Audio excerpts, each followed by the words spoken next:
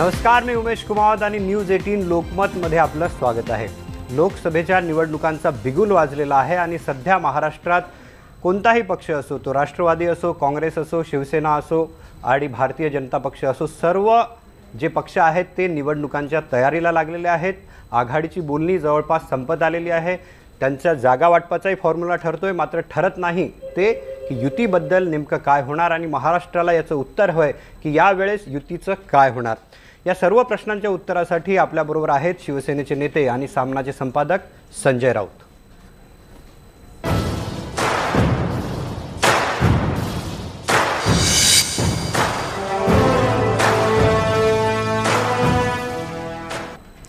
Sanjay ji, news 18 लोकमतमध्ये तुमचं स्वागत आहे। थँक्यू। आज जर महाराष्ट्राला कोणता प्रश्न पडला असेल तर एकीकडे आघाडीचं जागा वाटप झालं आहे, 20-20 जागा झाल्या, 8 जागांचा प्रश्न आहे, पण दुसरीकडे शिवसेना असो की भारतीय जनता पक्ष असो, सेनेचे नेते एक बोलतात, भारतीय जनता पक्षाचे नेते, आणि काल जे जालन्यात झालं, अमित शहा बोलले, त्यानंतर आज जी भारतीय जनता पक्षाची मुख्यमंत्रीही काल बोलले। आज तुमची रिॲक्शन अशी आहे की आला तांगावर तर घेऊ शिंगावर, म्हणजे काय घेणार नाही? तुम्ही जे म्हणताय की शिवसेनेचे नेते एक बोलतात आणि BJPचे नेते दुसरं बोलत आहेत। BJP काय बोलते याच्याशी मी आता मत व्यक्त करणार नाही, पण शिवसेनेचे नेत्यांनी गेल्या 2 वर्षामध्ये कधी वक्तव्य बदललेलं नाही। युतीची बोलणी ही मुळात सुरूच झालेली नाही आहे। तुम्ही वृत्तपत्रात काय बातम्या आहेत मला माहीत नाहीत। 2017 साली मला वाटतं गोरेगावच्या मेळाव्यातच पक्षप्रमुख उद्धव ठाकरे यांनी यापुढे आम्ही एकला चलो रे, युती करणार नाही, ही 2 वर्षापूर्वीची घोषणा उद्धव साहेबांची जी आहे ती कायम आहे।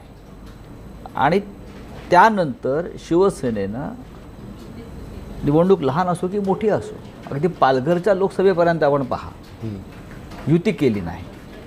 आम्ही आमच्या वक्तव्यावर भूमिकेवर ठाम आहोत। BJP काय बोलते आहे हा त्यांचा प्रश्न आहे। ती आता युतीविषयी म्हणतात की युती असायला पाहिजे, मतांचं विभाजन होईल, काँग्रेस राष्ट्रवादीला फायदा होईल, हिंदुत्ववादी मतदारांमध्ये संभ्रम निर्माण होईल। या सगळ्या गोष्टी जरी तुम्ही खऱ्या मानल्या तरी शिवसेना तीच आहे जी 2014 साली जेव्हा तुम्ही युती तोडलीत तीच ही शिवसेना आहे। मग ह्या सगळे मुद्दे असताना सुद्धा 2014 साली आपण युती तोडली। जी युती देशाला हवी होती, जी युती काँग्रेस विरोधामध्ये हिंदुत्वाच्या मुद्द्यावर झाली होती 25 वर्षापूर्वी, ती तोडताना ह्या सगळ्या प्रश्नांच्या संदर्भात आपण काय विचार केला होता जो तुम्ही आता करताय 5 वर्षांनी। त्याच्यामुळे त्यांची भूमिका त्यांच्यापाशी असायला हरकत नाही। उद्धव ठाकरे यांची भूमिका म्हणजे पक्षाची भूमिका ही शिवसेनेबरोबर आम्ही पुढे घेऊन जातो आहे। त्यानंतर राष्ट्रीय कार्यकारिणी जी आमची झाली 2018 सालात 23 जानेवारी, म्हणजे 1 वर्ष होत आलं, त्या राष्ट्रीय कार्यकारिणीमध्ये संपूर्ण देशाचे आमचे पदाधिकारी होते, प्रमुख नेते होते, स्वतः उद्धव ठाकरे साहेब होते, आदित्य ठाकरे, सगळे होतो आम्ही।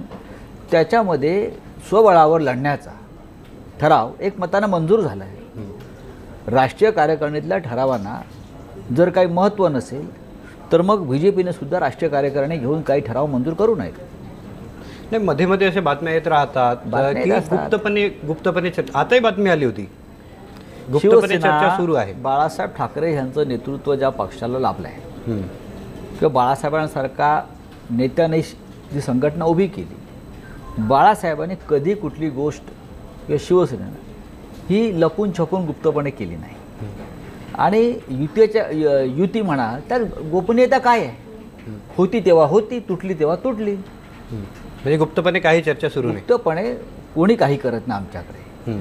कोणी मी जरी कोणाला भेटलो भाजपच्या नेत्यांना असेल, मग बातम्या कुठून येतात तरीसुद्धा माझ्या भेटीची माहिती उद्धव साहेबांना असते। उद्धव साहेब जरी कुठे काही चर्चा करत असली तरी ते त्यांच्या सहकार्यानं त्याविषयी माहिती देत असतात।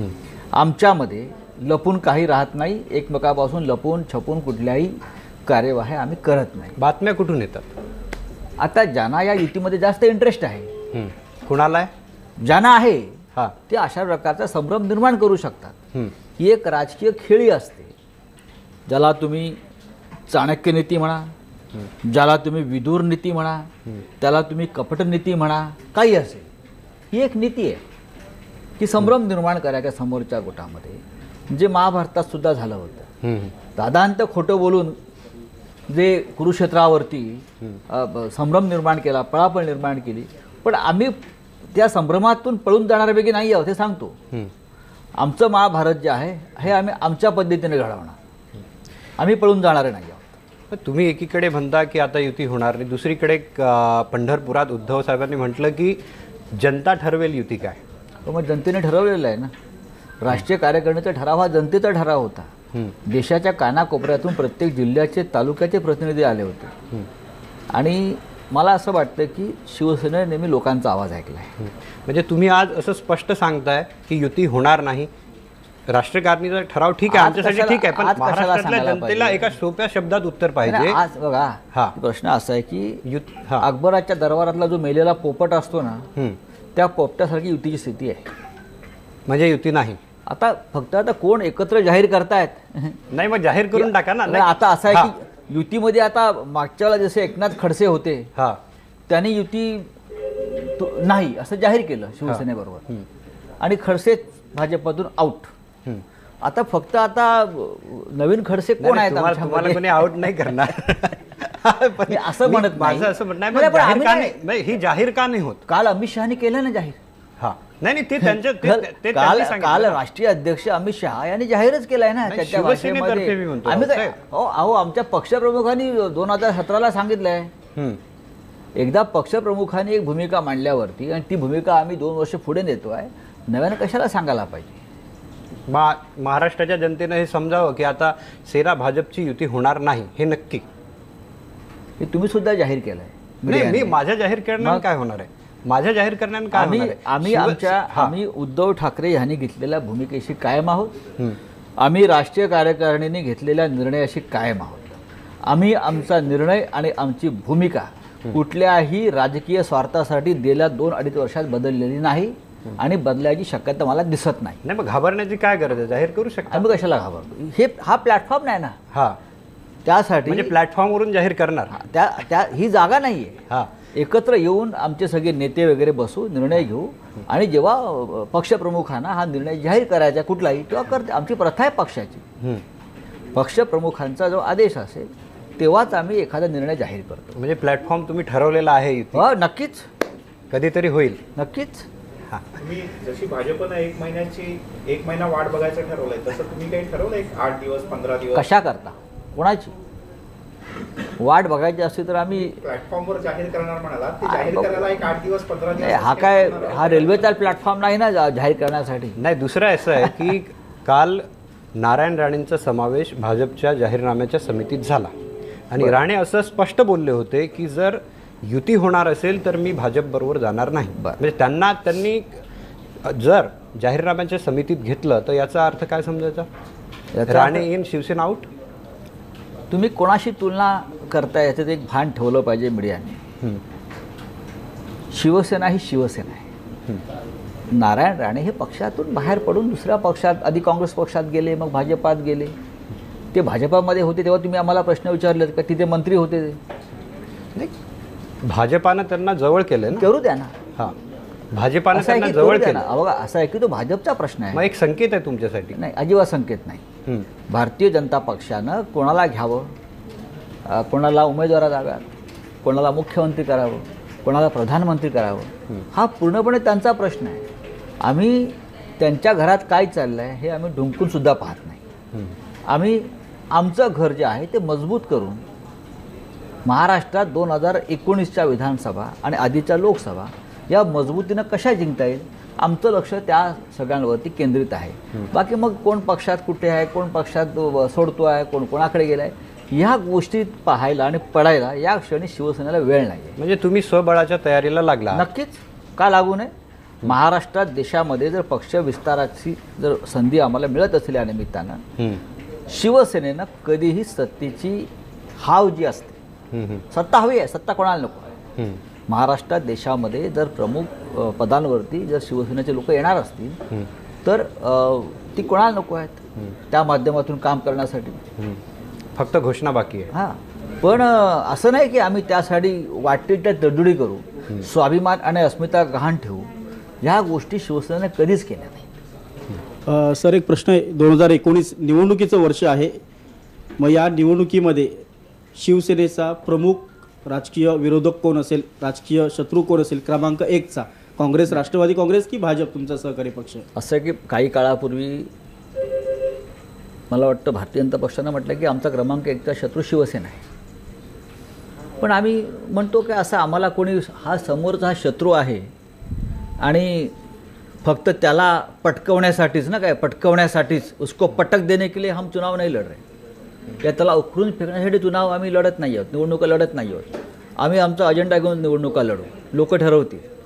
दुसरं असं आहे की या देशाच्या राजकारणामध्ये जर आपण इतिहास पाहिला तर कोणीही कोणाला कायमचं उखडून फेकू शकलं नाही. या देशातली जर लोकशाही आपण जगातली सगळ्यात मोठी लोकशाही जर मानत असू आणि या देशातल्या जनतेच्या सतसत विवेक बुद्धीवरती आपण विश्वास ठेवणार असू तर ही जनता कोणालाही फार काळ डोक्यावर घेऊन नाचत नाही. हा इतिहास आहे. आणि मला असं वाटतं आता खांद्यावर घेतलेली ओझी फेकण्याचा निर्णय जनतेने घेतला आहे. हे तुम्ही देशात आणि राज्यात फिरलं तुम्हाला लक्षात येईल. हां सर, राम मंदिराच्या मुद्द्यावरनं शिवसेनेकडनं सगळ्या उद्धव ठाकरे यांच्या दौऱ्यातनं भारतीय जनता पार्टीला टार्गेट केलं जातं. अजिबात अशातच जर किंवा रान उठवलं जातं भारतीय जनता पार्टी विरोधात राम मंदिराच्या मुद्द्यावर. विरोधामध्ये कशा करता म्हणताय तुम्ही? नाही, ते राम मंदिर हा काय अशातच भारतीय जर- जनता पक्षाचा विषय नाही फक्त ना. सरकार विरोधात. राफेलच्या मुद्द्यावरही बोलले होते. राफेलच्या मुद्द्यावर जी राहुल गांधींची भाषा होती ती उद्धव ठाकरेंची भाषा होती पंढरपुरात. नाही नाही नाही, राम मंदिराचा प्रश्न वेगळा आहे पूर्णपणे. आपण म्हणतो अध्यादेश जर काढला तर या मुद्द्यावरनं शिवसेना आणि भाजप एकत्र येऊ शकतं. अध्यादेश काढला का? म्हणजे असं आहे की राम मंदिर जर बांधायची इच्छा जर आम्ही व्यक्त केली तर आणि BJPने जर ते बांधलं तर ते का उपकार नाही आहे, कमिटमेंट आहे, शब्द आहे देशाला दिलेला. ज्या प्रश्नासाठी 25 वर्षापूर्वी इथे महासंग्राम झाला मोठा, शेकडो हजारो निरपराध साधू संत करसेवक मारले गेले, रक्तपात झाला, शरीर लाल झालेली मी माझ्या डोळ्यानं पाहिले, जिवंत असलेली प्रेतसुद्धा त्यात जीव होता अशांना शरीरमध्ये फेकताना आम्ही पाहिलेलं आहे. मग या राम मंदिरासाठी ते बलिदान करणाऱ्यांचे रक्त वाया जाऊ द्यायचं होतं तर मग तुम्ही कशा करता इतका मोठा संग्राम केलात? सत्ता आपण जेव्हा मिळवतो तेव्हा त्या रक्ताचं मोल आपल्याला चुकवावं लागतं. मग त्यासाठी तुम्ही कायदा बदला किंवा कायदा मोडा, त्या कायद्याची पर्वा आम्ही करत नाही. शब्दाला महत्त्व आहे. न्यायालयामध्ये तुम्हाला जर हा निर्णय घ्यायचा होता मग तुम्ही तेव्हाच आंदोलन जेव्हा तुम्ही सुरू केलं, रथयात्रा काढलीत, माणसं मारलीत, त्याच्या आधीच तुम्ही सांगायला पाहिजे होतं आम्ही कायदेशीर लढाई लढू. काँग्रेसची पण तीच भूमिका होती. मग आमच्यात आणि काँग्रेसच्या भूमिकेत फरक काय आहे? कशाकरता लोकांनी आम्हाला मतदान केलं, सत्तेवरती आणलं, आणि कशाकरता इतकी माणसं मारली गेली? मुंबईत बॉम्बस्फोट झाले, शेकडो लोक निरपराध मारले गेले. गुजरातमध्ये जी साबरमती एक्सप्रेस जाळली गेली पण अशातच त्यामागे अध्यादेश सुद्धा अयोध्येचा निघाला विषय होता ना. नाही, अध्यादेशाबाबतीत आता मोदींनीही स्पष्ट सांगितलं की जोपर्यंत न्यायालयीन ही प्रक्रिया लोकांची सुरू आहे. फसवणूक आहे. मी तेच म्हणतोय, न्यायालयामधून जो निर्णय घ्यायचा होता मग काँग्रेससुद्धा तेच भूमिका मांडत होती. तुम्ही वेगळं काय करताय अयोध्येसाठी, रामासाठी? तर अध्यादेश काढणं, पडेल ती किंमत मोजून, सरकारची किंमत मोजून, तर आम्ही मानलं असतं की तुम्ही खऱ्या अर्थानं राम आंदोलनामधले मनापासून श्रद्धेनं तुम्ही काम करत होतात. आता तो जुमला वाटतो लोकांना नेहमीप्रमाणेच. पण अध्यादेश काढल्यानंतर मग सेनेची भूमिका काय? काढू द्या ना.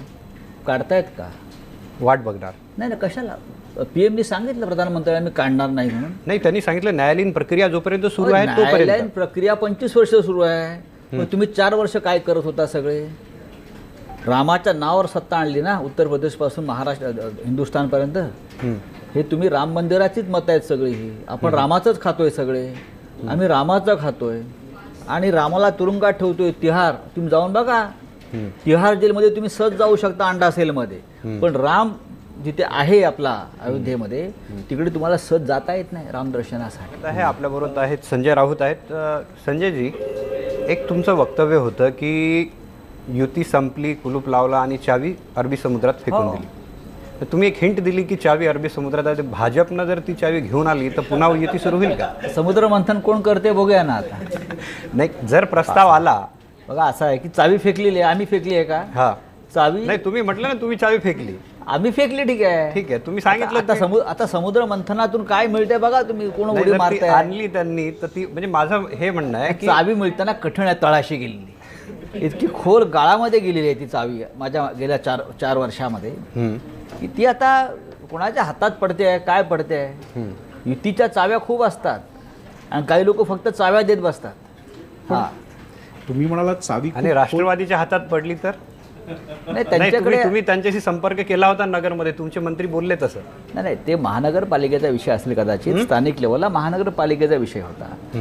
ह्या मोठ्या युत्या आहेत, ह्याच्यामध्ये धोरणात्मक निर्णय घ्यायचे असतात, राष्ट्रीय स्तरावर, राज्य स्तरावर. वैचारिक भूमिका एकमेकाशी जुळाव्या लागतात. काँग्रेस आणि NCP यांची सुद्धा वैचारिक भूमिका जुळते आहे का? नाही. पण ते सत्ता लोभातून एकत्र आहेत. त्यांचं बाकी संघविरोध आहे किंवा शिवसेना विरोध आहे वगैरे सोडून द्या, भ्रष्ट युती आहे खऱ्या अर्थानं. महाराष्ट्राची गेल्या मागच्या काही वर्षामध्ये सत्ताकरण करताना महाराष्ट्र कुठे गेला आहे तळागाळामध्ये हे आपण पाहतोय. तरी पण ते आता त्यांना ते समोर दिसतं आहे.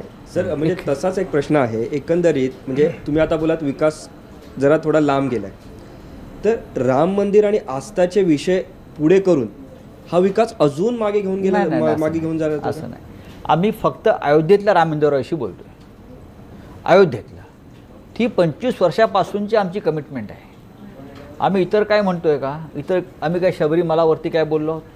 आम्ही इतर कुठे काय, जसं तुम्ही केरळचं बघा वातावरण काय आहे ते. जो भारतीय जनता पक्ष आणि जो संघ, पण तुमच्याबरोबर म्हणजे तुम्ही ज्या सत्तेत तुम्ही एकत्र असलेल्या मग? त्या पक्षाकडून पण असा प्रयत्न होतोय ना? त्यांच्याकडून प्रयत्न सुरूच राहणार. सत्तेवरती बसलेला जो पक्ष असतो, जो नेता असतो, तो शेवटपर्यंत सत्ता टिकवण्यासाठी असे जुमले करत असतो. असे आता आमचे नितीनराव गडकरींनी मध्यंतरी भाषणात सांगितलं, सत्ता येईल असं आम्हाला वाटलंच नव्हतं म्हणून आम्ही आश्वासनं देत गेलो. ती आता पूर्ण कशी करायची हा प्रश्न आहे. तेव्हा सत्ता येण्यासाठी आणि सत्ता टिकवण्यासाठी या देशाच्या राजकारणामध्ये अशी जुमलेबाजी कायम होत राहिली. पण शिवसेनेला ही जुमलेबाजी कधीच मान्य नव्हती आणि नाही. तुम्ही आमच्याकडून अशी एखादी जुमलेबाजी दाखवा. मग महानगरपालिकेचा विषय असेल, राज्यातल्या विषयासंदर्भात असेल किंवा नाही, जे आहे ते आहे, जे शक्य नाही ते शक्य नाही, हे आम्ही तोंडावर सांगतो. आम्ही उगाचच लोकांना लोणी लावत बसत नाही. हे नितीन गडकरीविषयी तुम्ही कालही लिहिलं होतं पंतप्रधान पदाविषयी की भारतीय जनता पक्ष जर येत्या निवडणुकीत पूर्ण मेजर बहुमताने जर आला नाही भारतीय जनता पक्ष, तर कोण पंतप्रधान होईल, याविषयी तुम्ही नितीन गडकरींविषयी मला सुद्धा असं लिहिलं. वाटतं की मुख्यमंत्री देवेंद्र फडणवीस यांनी सांगितलं नागपुरात की भविष्यात मराठी प्रधानमंत्री होतील. त्यांचा रोग काय गडकरींकडे होता का की शरद पवारांकडे होता, हे आता तुम्ही मुख्यमंत्र्यांना विचारायला पाहिजे. हे काहीतरी कुठेतरी खतखत आहे कोणाच्या तरी मनामध्ये आणि ते हळूहळू बाहेर पडत आहे. एक परिस्थिती अशी आहे या देशामध्ये 2019 साली 2014 प्रमाणे भारतीय जनता पक्षाला पूर्ण बहुमत स्वतःला मिळणार नाही. जे 280चा आकडा घेऊन BJP आली होती त्यावेळेला आणि आम्ही सगळे होतो, मग NDAला लाथ मारली. आता आम्हीच, आता आमच्यावर कोणी नाही बरं का. NDA म्हणजे आमचा आश्रित आहे, मांडलिक आहे. ते 2019ला नाही राहणार. 2019ला भारतीय जनता पक्षालाच किमान 80 ते 100 जागांचा फटका बसू शकतो, असं आजचं वातावरण आहे. म्हणजे तुमचा बहुमत येणार नाही. बहुमत येणार नाही आणि अशा वेळेला नेता ठरवण्याचा संपूर्ण अधिकार हा BJPकडे नसेल. कारण 80-100 लोकांचा जो पाठिंबा त्यांना मिळवायचा आहे त्यासाठी परत 18 पगड पक्षाला त्यांना आणावा लागेल. त्यात शिवसेना असेल. आम्ही ते 19ला पाहू. आम्ही कुठे कसं काय देशात पीक येत आहे ते आम्हाला पाहावं लागेल. कुठे भगवं पीक येत असेल तर आम्ही त्या भगव्या पिकाबरोबरच जाणार आहोत. पण आम्ही स्वाभिमान न सोडता उद्योजक निर्णय घेतील आम्हाला माहिती आहे. पण त्यावेळेला तिथे खऱ्या अर्थानं काँग्रेसमध्ये जी अवस्था असते नेतृत्वाची ती तुम्हाला BJPत दिसू शकते. आता भाजपमधूनच अनेक आवाज उठायला लागलेले आहेत की बाबा गडकरींना उपपंतप्रधान करा, ह्यांना पक्षाचा अध्यक्ष करा. आतापर्यंत होत नव्हतं. ही जेव्हा पराभवाची चाहूल लागते तेव्हाही फडफड सुरू होते सर्वत्र. इतके दिवस आवाज दबलेले होते, आता त्या आवाजांना कंठ फुटते. अजून पुढल्या महिनाभरामध्ये अजून काही लोक बोलायला लागतील याची मला खात्री आहे. एक चावी तुमच्याकडे आहे त्यातली. एक आहे ना. नाही, शिवसेनेच्या मनातला मराठी पंतप्रधान कोण? शिवसेनेच्या मनातला मराठी पंतप्रधान कोण? आम्हाला असं वाटतं की देशामध्ये प्रधानमंत्री व्हावा मराठी. कोण? असं का आमचा नाही, काय तुम्ही एक तो त्यावेळेला पाहू ना. नाही, तुम्ही एक तर तुम्ही ते ठाकरे चित्रपटाच्या त्या पोस्टरच्या वेळी उद्धव ठाकरेंकडे हात केला होता. तो आहेत ना. हां. आम्हाला वाटते की उद्धवजीने देशाचं नेतृत्व करायलाच पाहिजे. कारण या देशामध्ये एक राष्ट्रीय विचार घेऊन जर कोणी उभा राहिला असेल तर शिवसेना आहे. बाळासाहेब ठाकरे होते, हिंदुत्वाचा विचार आहे. आणि आज खरोखर आम्ही जेव्हा देशात फिरतो तेव्हा लोकांच्या उद्धव ठाकरे यांच्याकडून त्या अपेक्षा आहेत. आणि आमची त्यांना कायम विनंती असते की आता शिवसेनेनं देशाचं नेतृत्व करायला पाहिजे. प्रधानमंत्री मराठी म्हणून जर म्हणाल तर उद्धवजीने का होऊ नये. जर 2019मध्ये तुम्ही म्हटलं की भाजपाला बहुमत मिळणार नाही, त्यावेळेस जर NDA आली, त्यात शिवसेना असेल, त्यावेळेस मराठी माणसाला पंतप्रधान करण्यासाठी शिवसेनेची भूमिका काय असेल? ती आता कशी काय सांगू. तुम्ही बोललात की मराठी माणूस पंतप्रधान व्हायला हवा. व्हायला म्हणजे आपले मुख्यमंत्री म्हणाले भारतीय जनता पक्षाचे. मला असं वाटते महाराष्ट्राच्या मनातली इच्छा आहे. नाही, नितीन गडकरी हे नाव समोर येतं, त्यासाठी मी सरळ प्रश्न विचारतो. भारतीय जनता पक्षातून ते पुढे येऊ शकतात अशा वेळेला. नाही, शिवसेनेला नाही वाटत मराठी पंतप्रधान बनावा? मग आम्ही तेव्हा बघू ना आमचे पत्ते कसे शिवसेना टाकायचे त्यावेळी ते. पाठिंबा देईल नितीन गडकरी. शिवसेना पाठिंबा देईल का, हाच खरा प्रश्न आहे. आता नाही सांगणार. मग तुम्ही एकीकडे बोलता की मराठी पंतप्रधान व्हायला हवा, आता नाही सांगणार का? 10 नेते जे होऊ शकतात महाराष्ट्रातले, हो सांगा ना. काय नाही होऊ शकत. 10 नेत्यांची मी नावं सांगेन ज्यांच्याकडे पंतप्रधान पदाची योग्यता आहे. काँग्रेसच्या काळामध्ये सुद्धा ती होती. नाही, भाजपाच्या आता जेव्हा जसं- हां, हे पहा, जर शिवराज पाटील हां. जर लातूरला पराभूत झाले नसते तर मनमोहन सिंगाच्या जागी शिवराज पाटील असते. हे तुम्हाला मी आता सांगतो. तर तुम्ही असं समजू नका. सोनिया गांधीकडे जे चॉईस असते त्यावेळेला आणि शिवराज पाटील बघा, त्यांनी शिवराज पाटलांना पराभूत झालेले असताना सुद्धा देशाचं गृहमंत्री केलं त्यावेळेला मनमोहन सिंगांच्या मंत्रिमंडळामध्ये. जर सोनिया गांधींच्या हातात तेव्हा जो चॉईस असता तर त्यांनी 100% शिवराज पाटील यांनाच प्रधानमंत्री केला असता. नाही, तुमचं सूचक वक्तव्य काल रोखोकमध्ये होतं म्हणून मी हा प्रश्न सरळ मी विचारला. भारतीय जनता पक्षातल्या राजकारणाविषयी म्हटलं. मी त्याच्यामध्ये मराठी पंतप्रधान असा फार उल्लेख न करता भारतीय जनता पक्षातून त्यावेळेला जेव्हा त्यांना 280 जागा मिळणार नाही आणि 100 जागांचा तुटवडा भासेल तेव्हा पक्षामध्ये नेतृत्वाविषयी प्रश्न उभे केले जातात. म्हणजे मोदींविषयी प्रश्न आणि उपस्थित होतील. अशा वेळेला नितीन गडकरी ज्या पद्धतीनं त्यांचे वक्तव्य सुरू आहेत, नितीन गडकरींना कोणाचा तरी जबरदस्त पाठिंबा असल्याशिवाय नितीन गडकरी अशा प्रकारचे वक्तव्य करणार नाही. RSS त्यांनी सांगावं, पण त्यांना जबरदस्त पाठिंबागून एक पाठिंबा आहे. हां. आणि त्याच्यामुळे ते बोलतात हे सांगायला कोणत्या भविष्यवेत्त्याची गरज नाही. नितीन गडकरी हे कसलेले राजकारणी आहेत. ते भारतीय जनता पक्षाचे राष्ट्रीय अध्यक्ष होते, लक्षात घ्या. महाराष्ट्रातून त्यांना उचलून, जसं नरेंद्र मोदींना गुजरातमधनं उचलून पंतप्रधानपदी बसवलं होतं, तसं त्यावेळेला भारतीय जनता पक्षानं भविष्यातला पंतप्रधान म्हणून त्यांना राष्ट्रीय अध्यक्ष केलं होतं. अर्थात मग ते काय पुरती बिरती घोटाळे आपापसात निघाले पक्षातच त्यांच्या, त्याच्यावर त्यांचं एक पाऊल मागे पडलं. नाहीतर ते पुन्हा राष्ट्रीय अध्यक्ष नक्कीच झाले असते आणि देशाच्या राजकारणाचे ते सूत्रधार नक्कीच झाले असते. 19 मध्ये अशी परिस्थिती उद्भवेल असं तुम्हाला वाटतं? मला वाटतं असं, हे सगळ्यांनाच वाटलं पाहिजे. मला असं वाटतं की त्रिशंकू लोकसभा येणार, त्रिशंकूच लोकसभा येणार आणि NDAला तेव्हा फार महत्त्व येईल. पक्षांना, घटक पक्षांना NDA म्हणून म्हणतो मी, तेव्हा फार महत्त्व येईल. आणि नेता घटक पक्ष शिवसेना पण आहे असं, आणि नेता निवडायचा अधिकार हा NDAकडे असेल. नाही, घटक पक्षांकडे असेल ना, त्यात शिवसेना आहे. पाहू. पुढचा प्रश्न. आता मोदींची भाषा मवळ झालेली दिसते. म्हणजे मोदींची मुलाखत झाली 1 जानेवारीला, त्यात ते म्हणाले की आम्हाला मित्रपक्षांना संपवायचं नाही, त्यांना सोबत घेऊन जायचं आहे. नाही, मला असं वाटत नाही. त्या मुलाखतीची संभावना वाजलेली मुलाखत अशी केली. असं आहे की जर देशाचे प्रधानमंत्री हे म्हणतात की आम्हाला मित्रपक्षांना संपवायचं नाही आणि त्यानंतरच्या 72 तासानंतर पक्षाचे अध्यक्ष म्हणतात आम्ही उकडून टाकू, खरं काय? पण उद्या जर मोदींच्याकडूनच प्रस्ताव आला की आम्हाला युती करायची बघा, आहे जर- तर तुम्ही काय करणार? असं आहे, जर तर मध्ये शिवसेना कधी पडत नाही. मी तुम्हाला दोन त्यांच्या प्रमुख नेत्यांतल्या बोलण्यातली तफावत सांगतो. प्रधानमंत्री म्हणतात आम्ही मित्रपक्षांना सोबत घेऊन जाऊ, आम्ही मित्रपक्षांना सांभाळू, त्यांना संपवणार नाही. आणि त्याच वेळेला महाराष्ट्रामध्ये येऊन म्हणतोय मी, पक्षाचे अध्यक्ष काय पटकने की बात करते, उखडून फेकण्याची भाषा कारण करतात. तुम्ही सुद्धा चौकीदार चोर आहे असं म्हणाला म्हणून त्यांची पण भाषा आता आक्रमक झाली. कोण आहे आधी अमित चौकीदार? शहानी सांगितलं होतं की असते कदम जा, शिवसेनेला डिवचू नका. ठीक आहे, पण मला त्यांची त्यांचं- भाषा आत्ता बदलली. नाही, त्यांचं आतमध्ये काय झालं तर मला माहीत नाही. राफेलच्या संदर्भामध्ये देशाच्या मनामध्ये काही प्रश्न आहे, ते राहुल गांधींनी निर्माण केले म्हणून दुर्लक्ष करता येणार नाही. राहुल गांधी हे राष्ट्रीय काँग्रेस पक्षाचे अध्यक्ष आहेत आणि काँग्रेस पक्षाला या देशाच्या राजकारणामध्ये काय महत्त्व राहिलेलं आहे, त्या पक्षाशी आपले मतभेद असू शकतात, पण ते राष्ट्रीय काँग्रेसचे अध्यक्ष आहेत आणि काँग्रेसचा अध्यक्ष जो असतो तो या देशातल्या जनतेचा एक आवाज कायम झालेला आहे. म्हणजे राहुल गांधी जे आरोप करतात त्याला तुमचा पाठिंबा आहे? आम्ही असं म्हणालो का?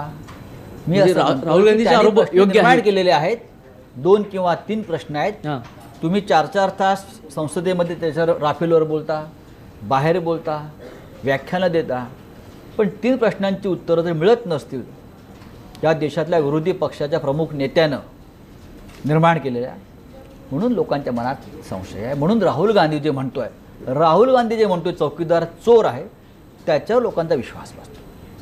मग चौकीदार चोर आहे असं तुम्हाला वाटतंय तर तुम्ही इतके दिवस सत्तेत का आहात कुठे त्यांच्यासोबत? सत्ता आहे? काहीतरी तुमचा तुमचा भ्रम एक आहे. मंत्री आहे ना? एक मंत्री आहे, ठीक आहे, राज्यात पण मंत्री ते आहे. आमच्याही मंत्र्यांना माहीत नसेल आम्ही मंत्री आहोत म्हणून तिकडे. मग तो एक मंत्री तरी तुम्ही का ठेवलाय? म्हणजे तुम्हाला चौकीदार चोर आहे असं वाटतं? तो हे सरकार अजूनही आम्ही असं मानतो की NDAचं आहे. आता 280वरून BJP 271वरती आली, आपल्याला माहिती आहे ना, म्हणजे आमच्या पाठिंब्यावर सरकार आहे. आता NDAचं सरकार आहे. पण तुम्ही पाठिंबा जर काढून घेतला तर NCP त्यांना पाठिंबा देईल अशी भीती अजिबात पण तुम्हाला देणार. वाटते? देऊन त्यांनी माझं आव्हान आहे. रामदास कदमनी भीती व्यक्त केली, तुम्हाला भीती वाटण्याचं काय नाही, करणार? नाही, आम्ही अजिबात घाबरत नाही. कोणी कोणालाही पाठिंबा द्यावा आणि स्वतःचं वस्त्रहरण करून घ्यावं. आम्ही वाट बघतोय. या विशेष मुलाखतीत आपल्या सगळ्यांचं स्वागत आहे. संजय राऊत आपल्याबरोबर आहेत आणि एक जे बघितलं की एक अयोध्यावारी, पंढरपूरवारी अशा बरेच आता शिवसेना राम मंदिराच्या मुद्द्यावर खूप आक्रमक होताना दिसते. आता याच्यापुढे आणखी अशी काही राम मंदिर हा एक विषय नक्कीच आहे. त्यासाठी अयोध्येत उद्धव ठाकरे गेले, आम्ही सगळे होतो, हजारो लोक आले, देशामध्ये एक माहोल नक्कीच निर्माण झाला, जागरूकता केली. कारण राम मंदिर आता नाही तर कधीच नाही. आता तुमच्याकडे 280चं बहुमत आहे म्हणून तुम्ही अध्यादेश काढू शकता. हे 19 सालामध्ये हे राहणार नाही आहे.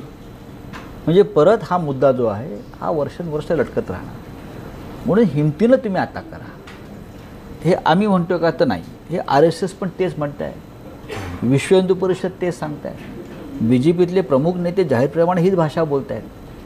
आम्ही त्या सुरात सूर मिसळतो आहे. तुम्ही श्रेय घ्या, आम्हाला क्रेडिट नको आहे. पण आता रामाच्या नावावरती 2019 नंतर परत राजकारण करू नका. मंदिर असेल किंवा बाबरी असेल, कुठेतरी याला पूर्णविराम द्यावा ही भूमिका घेऊन जर आम्ही पुढे जात असू तर त्याचं स्वागत व्हायला पाहिजे. बोला.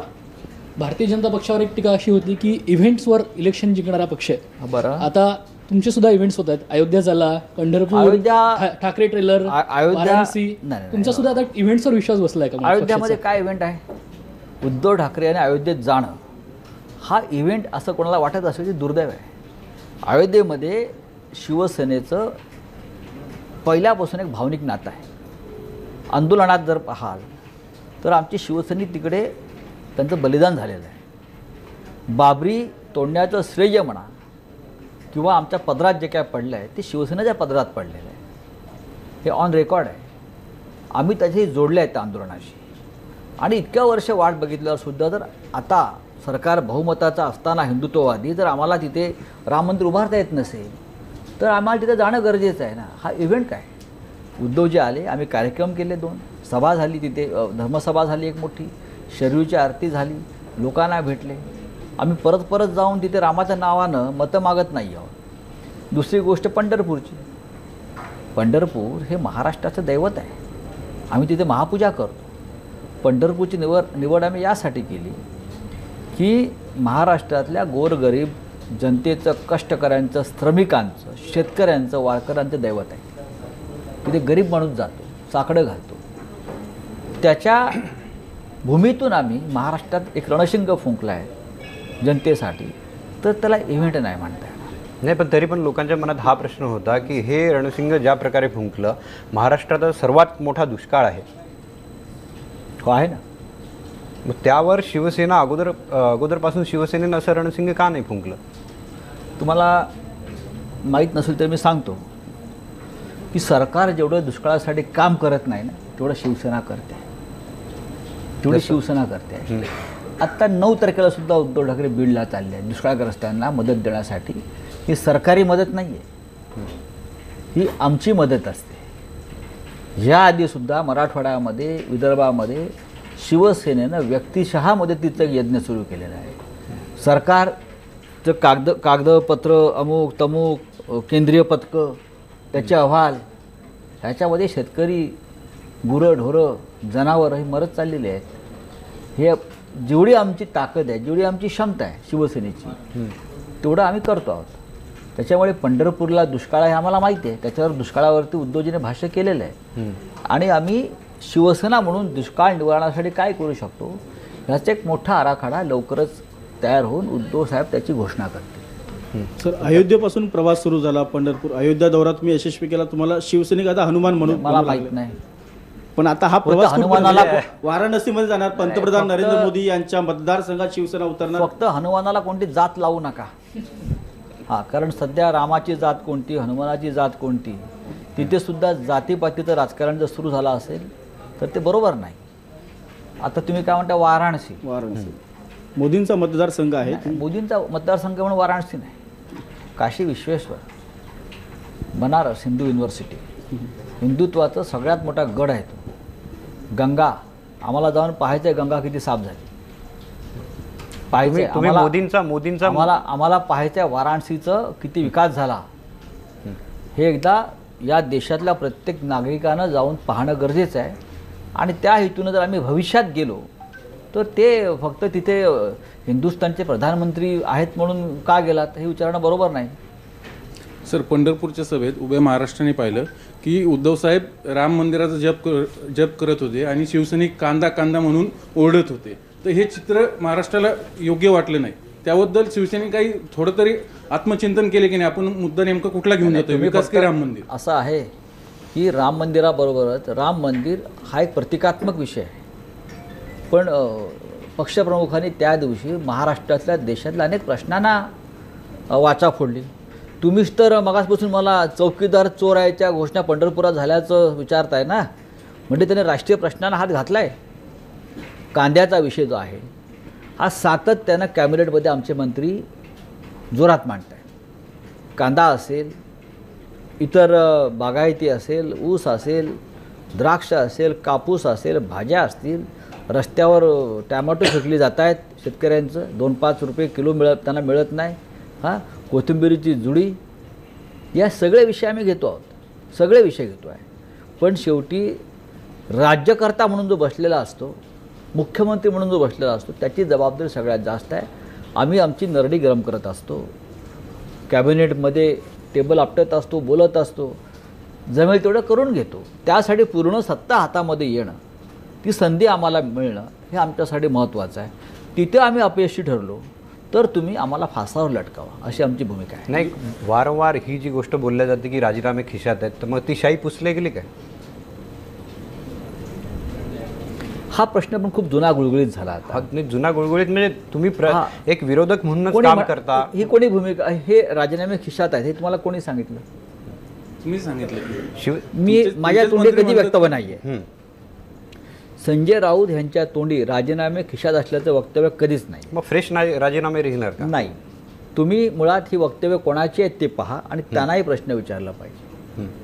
नाही, हा प्रश्न आमची भूमिका जोपर्यंत आम्ही राऊते बोललेले आहेत, रामदास कदम बोललेले आहेत. तुम्ही असं आहे की बरोबर आहे तुम्ही म्हणताय, तुम्ही जर मंत्र्यांनी हे मांडले आहे तर मंत्र्यांच्या भूमिका तुम्ही समजून घेतल्या पाहिजे. मी मंत्री नाही आहे, आणि मला काय मंत्री व्हायचं नाही. मी पक्षाच्या संघटनेशी बांधलेला एक कार्यकर्ता, शिवसैनिक आणि नेता बाळासाहेबांच्या आशीर्वादाने झालेला आहे. मी माझ्या पक्षाची भूमिका ठामपणे मांडेन. दुसरं असं युतीचं, तुम्ही मग म्हणाले की आम्ही पोस्ट आल्यानंतर पुन्हा एनडीए सोबत जाऊ शकतो. असं कुठे म्हणालो? मग तुमची असं तसं नाही म्हणालो. एनडीए ठरवणार पीएम नाही, पदाचा, हां, तर त्याला जो हे तुमचं मत तुम्ही स्पष्ट मानलं की मी तुमची विचारसरणी ऑब्व्हियसली एनडीएला अनुकूल आहे. तुम्ही इलेक्शन नंतर मग आत्ता युती तोडण्याची गरज कशासाठी की राज्यात पुन्हा शिवसेनेला मोठा भाऊ व्हायचे. गेल्या 14ला भाजप मोठा भाऊ झाले, हे का होऊ नये? झालं नाही म्हणून तुम्ही हे सगळं घाट घातलंय. एखाद्या पक्षाच्या एखाद्या लाटेमध्ये 5-25 जागा वाढल्या म्हणून तो पक्ष आणि संघटना मोठी होते असं नाही. कधी काळी आमच्या नंतर सत्तेनंतर काँग्रेसला जास्त जागा मिळाल्या, NCPला मिळाल्या, परत त्यांच्या लाटा ओसरल्या. इथे लहान मोठं काही नाही. महाराष्ट्राचं राजकारण हे शिवसेनेभोवतीच फिरत राहील. ही रचना शिवसेना प्रमुख बाळासाहेब ठाकरेंनी केलेली आहे. शिवसेनेला 2 खासदार वाढले आणि 5 कमी झाले, 10 आमदार वाढले आणि 5 कमी झाले. ह्याच्यामुळे शिवसेना उभी नाही आहे. शिवसेना आज टिकून आहे, उभी आहे देशात, ती मजबूत संघटनेमुळे आहे. म्हणजे मोठा भाऊ शिवसेनाच आहे. नक्कीच राहणार. बरं, अशी का आपल्याकडे बायोलॉजिकल असं काय असतं का की मोठा भाऊ अचानक लहान झाला, लहान भाऊ मोठा झाला, असं काही अनेक बदल होत असतात. याच्यामध्ये किडनी बदलतात, अमुक बदलतात, तमुक बदलतात. पण मोठा भाऊ लहान होत नाही, लहान भाऊ मोठा होत नाही. जे आहे ते आहे, तुम्ही स्वीकारलं पाहिजे. नाही, स्वतः म्हणले की आता मोठा भाऊ आम्ही आहोत. मग ठीक आहे, तुम्ही टिकवून ठेवा. माझ्या त्यांना शुभेच्छा आहे. हे मोठेपण टिकवून ठेवा. आणि मोठेपण हे फक्त आकड्याचं नसतं, मोठेपण मनाचं सुद्धा असतं. संजय राऊत साहेब, संजयजी, आज एक निर्णय भारतीय जनता पक्षाने जाहीर केला की कॅबिनेटच्या याच्यात आरक्षण एक जाहीर करण्यात आलेलं आहे, विशेष करून इकॉनॉमिक बॅकवर्ड जे सवर्णातले आहेत त्यांच्यासाठी. त्यावर शिवसेनेची भूमिका काय? निवडणुका तोंडावर आल्या, निर्णय घेतलाय त्यांनी, ठीक आहे. आर्थिकदृष्ट्या मागासलेले जे उच्चवर्णीय आहेत त्यांना काही टक्के त्यांनी दिले आहेत. मध्य प्रदेशमध्ये या सगळ्या विषयाचा फटका भाजपला बसला असं विश्लेषक सांगतात. बाळासाहेब ठाकरे वेगळं काय सांगत होते? बाळासाहेब ठाकरे वेगळं काय सांगत होते? बाळासाहेब हेच सांगत होते इतके वर्ष, एकतर जातीपातीच्या मुद्द्यावरती आरक्षण नको. जर उच्चवर्णीयातला, ब्राह्मण वर्गातला सुद्धा एखादा आर्थिकदृष्ट्या मागासलेला असेल त्याला आरक्षण मिळालं पाहिजे. मुसलमान, त्याच्यामध्ये खरोखर एखादा कुटुंब असा असेल आर्थिकदृष्ट्या मागासलेला आहे, तर तो देशाचा नागरिक म्हणून त्या आर्थिक मागासलेल्या त्या कुटुंबाला, त्या व्यक्तीला सुद्धा सरकारनं विशेष पाठबळ आरक्षणाचं दिलं पाहिजे.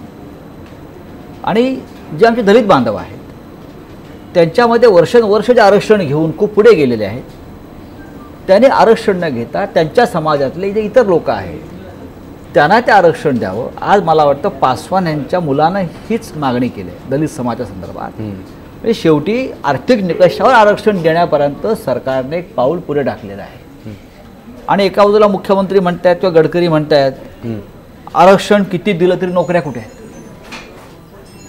हे कोणाचं वक्तव्य आहे? मुख्यमंत्र्यांचं वक्तव्य, हे केंद्रीय मंत्र्यांचं वक्तव्य आहे.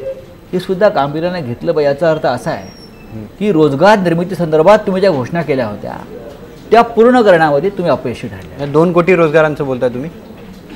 2 कोटी रोजगार निर्माण झाले नाहीत, उलट नोटबंदीनंतर 2.25 कोटी रोजगार गेलेले आहे. यासाठी आरक्षणासाठी घटनादुरुस्ती करावी लागेल. ते राम मंदिरासाठी घटनादुरुस्ती किंवा कायदा आणायला तयार नाही. पण त्यांना या सगळ्या विषयावरती घटनादुरुस्ती करायला काही वाटत नाही, करायला पाहिजे. पण जिथे सोयीचं आहे तिथे कायदा बदलायचा, कायदा निर्माण करायचा. आणि जिथे खरोखर करायला हवं तिथे न्यायालयाकडे बोट दाखवायचं. याला जुमलेबाजी म्हणतात. आणि या देशाची जनता या जुमलेबाजीला कंटाळलेली आहे. एक राजकारणातला शेवटचा प्रश्न विचारतो, त्यानंतर आपण ठाकरे फिल्मविषयी बोलू. काल राज ठाकरे शरद पवारांबरोबर बसले होते 2 तास. आम्ही जातो त्यात बघा शरद पवारांना भेटण्यात राजकारण काय आहे? नाही, शरद त्यांचा पवार पक्ष आहे ना. शरदरावांबरोबर हा. शरद पवार मोठे नेते आहेत. त्यांच्यावर बसलो म्हणजे आपल्याला हवं ते राजकारण होतं असं नाही. शरदरावांना हवं तेच राजकारण होतं. म्हणजे राज ठाकरेंचा वापर शरद पवार करतात असं तुम्हाला बोलायचं आहे? नाही, ते आता भविष्यात कळेल. मधल्या काळात आपण पाहिलंय काय ते. शरद पवारांना राजकारण हे त्यांच्या पद्धतीनंच करतात आणि नंतर कळतं की आपण वापरलो गेलो. चक्रव्यूह निर्माण करतात छानपैकी. सगळ्यांना वाटतात ते आपलेच आहे. तुमचा अनुभव असाच आहे? अरे बघा, एक नेते म्हणून आम्ही त्यांच्याकडे कुठलंही राजकीय प्रपोजल किंवा आघाड्या नाही. अनेक वर्षापासून त्यांचे एक देशाचे नेते आहेत ते. त्यांचे बाळासाहेबांशी काही संबंध होते. कृषी क्षेत्रातले सहकार, अर्थ, विज्ञान ह्या संदर्भात ते खूप चांगली माहिती ठेवतात, चांगलं मार्गदर्शन करतात. तरुणांना लाजवतील अशा प्रकार अजूनही राजकारणाचे सक्रिय फिरतात. तर त्यांच्याकडे त्या दृष्टीने आपण पाहायला पाहिजे. पण त्यांच्या राजकारणामध्ये एक जी वेगळी धार असते त्याच्यामध्ये राज ठाकरे गेले, बसले, ठीक आहे. कोणी म्हणतात ते पत्रिका द्यायला गेले, कोणी म्हणतात राजकारणासाठी गेले. हा प्रत्येक पक्षाचा व्यक्तिगत असा विषय आहे. आता ते आमच्या वेळेला सत्ता आमची ती निवडणुकानंतर अचानक त्यांनी जाहीर केलं आम्ही BJPला पाठिंबा देतो. हा, काय कारण होतं? पण गोंधळ निर्माण केला. गोंधळ. राऊत सर, ठाकरे सिनेमाबद्दल विचारलंच पाहिजे. अनेकांच्या मनात सध्या एक प्रश्न असा आहे की सचिन खेडेकर यांचाच आवाज का? कारण उभ्या महाराष्ट्र सचिन खेडेकर यांचा आवाज ओळखतो. मग अशा वेळी मराठी ठाकरे सिनेमाच्या नवाजुद्दीनला सचिन खेडेकर यांचाच आवाज का? वेगळा कुठला का? तुम्ही फक्त ट्रेलर पाहिलेला आहे 2 मिनिटाचा. त्यात नक्कीच मला वाटतं खेडेकरांचा आवाज आहे. पण आम्ही त्याच्यावरती अजूनही आमचं काम आणि संशोधन सुरू आहे. 3-4 आवाज वेगळ्या वेगळ्या पद्धतीनं आम्ही त्याच्यामध्ये कसं काय आम्हाला बसवता येतील. काही परदेशातून पण आम्ही त्याच्यासाठी एक्सपर्ट्स आणलेले आहेत. आणि अजून सिनेमा पूर्ण व्हायचा आहे. ट्रेलर जो आम्हाला बाहेर द्यायचा होता हिंदीमध्ये नवाजुद्दीन सिद्दीकी यांचाच आवाज आहे. लोकांनी स्वीकारला. बाळासाहेबांचा आवाज नाही. नवाजुद्दीननी मराठी शिकला पण आहे. त्या शिकला आहे. आम्ही नवाजुद्दीन सिद्दीकी यांच्या आवाजात सुद्धा संपूर्ण सिनेमा आम्ही तो बनवला ना, असं नाही. तरीही बाळासाहेबांचे जे मराठी उच्चार फार सफाईदार होते. ती सफाई जी आहे ती सफाई असणं त्या संवादामध्ये फार महत्त्वाचं आहे. नवाजुद्दीन सिद्दीकी मराठी बोलायला लागले, मराठी वाचतात, मराठी आता ते करतात. त्यांनी मराठीमध्ये ते डबसुद्धा केलं आहे पूर्ण. तरी आम्हाला वाटतं की वेगळे प्रयोग करून पाहावेत. कारण शेवटी मराठी सिनेमा बाळासाहेबांचा हिंदीत येतोच आहे. त्याकडे जास्त लक्ष आहे महाराष्ट्राचं. त्या सगळ्यांना हा एक प्रश्न आहे. म्हणजे सगळ्यांना विशेष वाटलं, एक मुस्लिम अभिनेता असून बाळासाहेबांची भूमिका नवाजुद्दीनने ठरवून करतोय. ते सिलेक्शन कसं झालं? नवाजुद्दीन सिद्दीकी हे मुस्लिम आहेत म्हणून त्यांना हा रोल दिला का? तर नाही. बाळासाहेब ठाकरे ह्यांनी कधीही असा भेद केला नाही. बाळासाहेबांची धर्मांध मुस्लिमांविषयी कडवट मतं होती, पण ते वेगळ्या प्रकारचे मुसलमान, पाकिस्तान धर्मीय मुसलमान असतील किंवा काही प्रकारे. नवाजुद्दीन सिद्दीकी हा एक जबरदस्त असा अभिनेता आपल्याला माहीत असेल. आणि जेव्हा हा सिनेमा राष्ट्रीय पातळीवरती बनवावा, मराठी नाही, कलाकाराची धर्मजात आपण बघत नाही, तेव्हा ती बघू नये. विशेष ते नाहीतर ठेवून शाहरुख खान, सलमान खान, आमिर खान हे खान सुपरस्टार झाले नसते आपण हा असा विचार केला असता तर. बाळासाहेबांच्या जीवनात कलेला आणि कलाकारांना सुद्धा विशेष स्थान फार महत्त्व तर ठाकरे सिनेमात सुद्धा ते पाहायला मिळेल का? फक्त राजकारणच पाहायला मिळणार आहे? मला असं वाटतं की बाळासाहेबांच्या आयुष्याची सुरुवात जिथून झाली ती कलेपासूनच झालेली आहे. एक कलाकार म्हणून झाली आणि त्या कलाकारीतूनच त्यांच्या व्यंगचित्रातूनच शिवसेना निर्माण झाली. हे तर आहेच. पण शेवटी बाळासाहेबांकडे नंतर आपण पाहतो ते एक राजकारणी म्हणून पाहतो, एक नेता म्हणून पाहतो. आणि त्यांचा प्रवास जो आहे, नेता बनण्याची जी एक क्रिया प्रक्रिया ही नवीन पिढीला समजली पाहिजे. एक सामान्य माणूस, एक कलाकार या देशाचा असामान्य नेता कसा झाला, सामान्य माणूस ते असामान्य नेता, हा एक प्रवास आहे. मला असं वाटतं की हे आम्हाला माहिती आहे, कदाचित तुम्हाला माहिती असेल पत्रकार म्हणून, पण ह्या आजच्या पिढीला आणि पुढल्या पिढीला सुद्धा हे समजलं पाहिजे की बाळासाहेब ठाकरे हे सहज निर्माण झाले नाहीत किंवा बाळासाहेबांसारखे नेते सहज निर्माण होत नाही. एक शेवटचा प्रश्न आहे, तुमचाही रोल असेल ना तर? माझा रोल सध्या आहे तो पुरेसा आहे. सध्या जो माझा रोल चाललाय पक्षामध्ये हां तो पुरेसा असं वाटतं मला. संजयजी, तुम्ही इथे आलात, आपलं रोखठोक मत धन्यवाद. व्यक्त केलं आणि विशेष म्हणजे युतीविषयी जवळपास स्पष्ट केलं की महाराष्ट्राच्या जनतेला हे हवं होतं की युती होणार आहे की नाही, आणि त्याचे संकेत पूर्णपणे जे आहेत संजय राऊत यांनी इथे दिलेले आहेत. तुम्ही इथे आलात, आमच्याशी बोललात, त्याबद्दल धन्यवाद. ही मुलाखत आम्ही इथेच थांबवतोय. आपण बघत राहा न्यूज 18 लोकमत.